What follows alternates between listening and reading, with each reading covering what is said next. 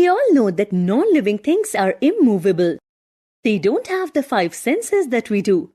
They don't interact with us in ways other living beings do. What would your reaction be if your textbook or your favorite dress started talking to you someday? You would be shocked, wouldn't you? We will now listen to the story titled The Happy Prince, written by Oscar Wilde.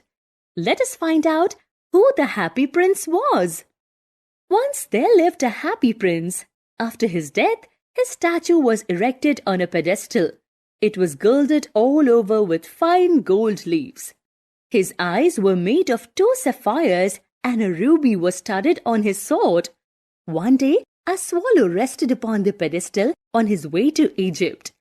The other swallows had already moved forward, but he decided to stay back for the night and alighted on the pedestal. "I have a golden bedroom." Suddenly, the water droplets fell on the swallow. "What a curious thing! There is not a single cloud in the sky. The stars are quite clear and bright, and yet it is raining." The moment it thought of searching another spot, it realized that it was not raindrops, but tears that fell from the eyes of the statue. The bird was shocked. The statue said that he was grieved by the suffering of the people in the city. When I was alive and had a human heart, I did not know what tears were, for I lived in the palace where sorrow is not allowed to enter. And now that I am dead, they have set me up here so high that I can see the ugliness and all the misery of my city. And though my heart is made of lead, yet I cannot choose but weep. The statue requested the swallow to give the ruby from the hilt of his sword to the old seamstress who was embroidering the gown of a queen.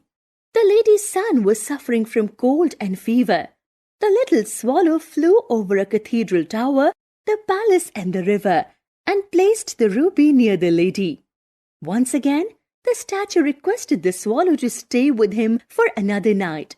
He asked the swallow to extract one of the sapphires from his eyes and give it to a poor playwright to buy firewood and finish writing his play.